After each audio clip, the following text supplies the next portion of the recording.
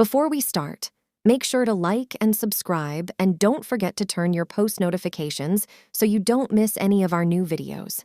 And now let's get right into it. Mr. Harris and the Night Train. Mr. Harris liked trains. He was afraid of airplanes and didn't like buses. But trains, they were big and noisy and exciting. When he was a boy of 10, he liked trains. Now, he was a man of 50, and he still liked trains. So he was a happy man on the night of the 14th of September. He was on the night train from Helsinki to Oulu in Finland, and he had 10 hours in front of him. I've got a book and my newspaper. He thought, and there's a good restaurant on the train. And then, I've got 2 weeks holiday with my Finnish friends in Oulu. There weren't many people on the train, and nobody came into Mr. Harris's carriage. It was happy about that. Most people on the train slept through the night, but Mr. Harris liked to look out of the window and to read and think. After dinner in the restaurant, Mr. Harris came back to his carriage and sat in his seat next to the window.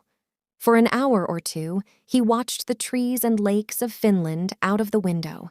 Then it began to get dark, so he opened his book and began to read. At midnight, the train stopped at the small station of Ottawa.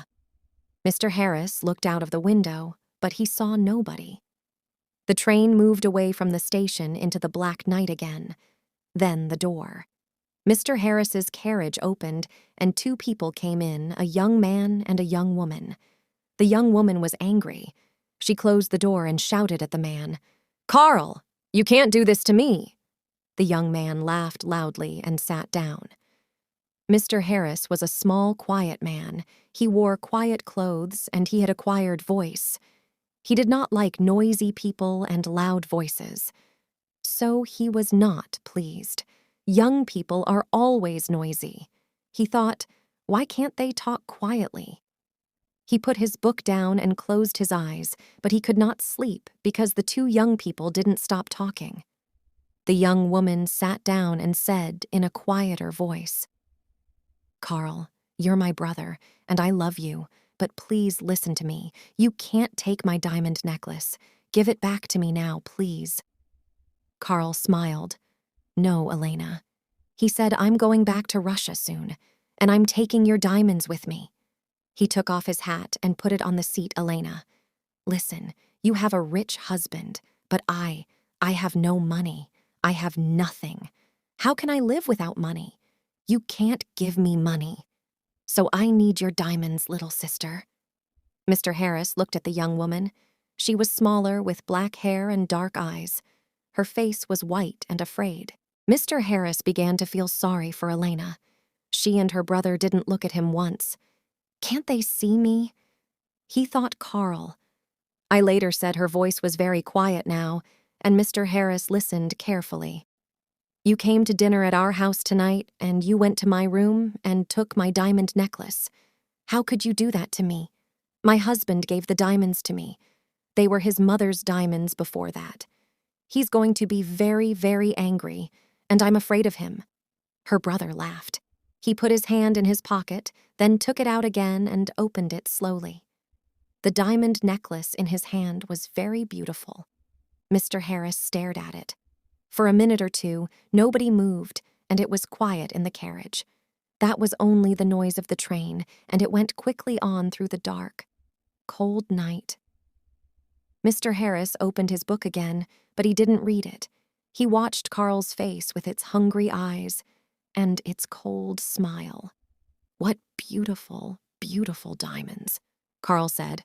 "I can get a lot of money for these?" "Give them back to me," Elena whispered. "My husband's going to kill me. You're my brother. Please help me. Please." Carl laughed again.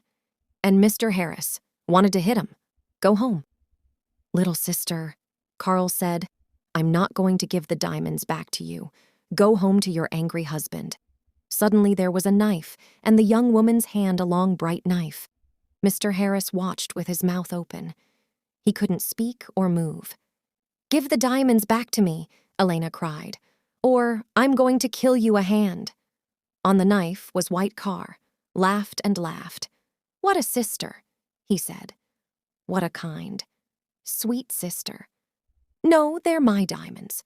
Now put your knife away. Little sister. But the knife and the white hand moved quickly up, then down. There was a long, terrible cry, and Carl's body fell slowly onto the seat. The color of the seat began to change to red, and the diamond necklace fell from Carl's hand onto the floor. Elena's face was white. Oh, no, she whispered. Carl, come back, come back. I didn't want to kill you. But Carl didn't answer, and the red blood rang slowly over the floor. Elena put her head in her hands, and again, and the carriage that was a long, terrible cry. Mr. Harris's face was white, too. He opened his mouth, but he couldn't speak. He stood up and carefully moved to the door. The young woman was quiet. Now. She didn't move or look up at Mr. Harris. In the corridor, Mr. Harris, ran the guard, was at the back of the train, and Mr. Harris got there in half a minute. Quickly. Mr. Harris said, come quickly. An accident. A young woman. Oh dear. Her brother he's dead. The god ran with Mr. Harris back to the carriage. Mr. Harris opened the door and they went inside. There was no dead body of a young man. There was no young woman. No blood. No knife. No diamond necklace. Only Mr. Harris's bags and his hat and coat. The guard looked at Mr. Harris, and Mr. Harris looked at him. But Mr. Harris began, but they weigh here. I saw them. She, the young woman. She had a knife, and she killed her brother. A knife? You say the god asked? Yes, Mr. Harris said quickly. A long knife, and her brother took her diamonds. So diamonds, the guard said. Was the young woman's name Elena? He asked. Yes, it was, Mr. Harris said. How do you know that? Do you know her? Yes and no, the god said slowly. He thought for a minute, then looked at Mr. Harris. Elena de Soto, Nellie. He said. She had dark eyes and black hair. Very beautiful. She was half Italian, half Finnish. Her brother was a half-brother. They had the same father, but his mother was Russian, I think, had Mr. Harris stare at the guard. But she, Elena, she's alive. And where is she? Oh, no, said the god. Elena de Saron. Ellie died about 80 years ago after she killed her brother with a knife.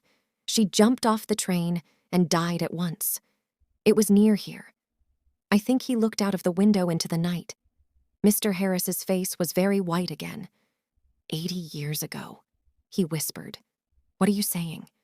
Was she and her brother? But I saw them? Yes, that's right.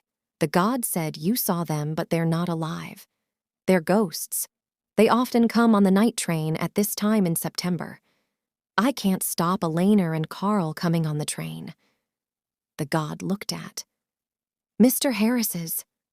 White-faced. You need a drink, he said. Come and have a vodka with me. Mr. Harris didn't usually drink vodka, but he felt afraid. I never see them, but somebody saw them last year, a man and his wife. They were very unhappy about it. But what can I do? When he closed his eyes, he could see again Elena's long knife and could hear her terrible cry. So he went with the guard to the back of the train. After the vodka. Mr. Harris felt better. He didn't want to sleep, and the god was happy to talk. So Mr. Harris stayed with the guard and didn't go back to his carriage. Yes. The guard said it's a famous story. I don't remember it. All it happened a long time ago, of course. Elena's father was a famous man here in Finland. He was very rich once, but he had 3 or 4 wives and about 8 children, and he liked the good things of life. So there wasn't much money for the children. Carl, the oldest son, was a bad man. People say he wanted an easy life and money in his hand all the time. The train hurried on to Hulu through the black night, and the god drank some more vodka. Now, Elena, he said, she didn't have an easy life with those 3 difficult men, her father, her brother, her husband. One year, she visited her mother's family in Italy, and there she met her husband, Ducera, Nelly. He was rich, but he wasn't a kind man. They came back to Finland, and Carl often visited their house. He wanted money from his sister's rich husband. Elena loved her brother and gave him some money, but the Sorrow nearly didn't like Carl and was angry with Elena. He stopped giving her money. And after that, well, you know the story now. Yes, Mr. Harris said, "Poor, unhappy Elena." Mr. Harris stayed with his friends in Hulu for 2 weeks. It will quiet weeks, and Mr. Harris had a good holiday. But he took the bus back to Helsinki. The bus was slow, and there were a lot of people on it, but Mr. Harris was very happy. He didn't want to take the night train across Finland again.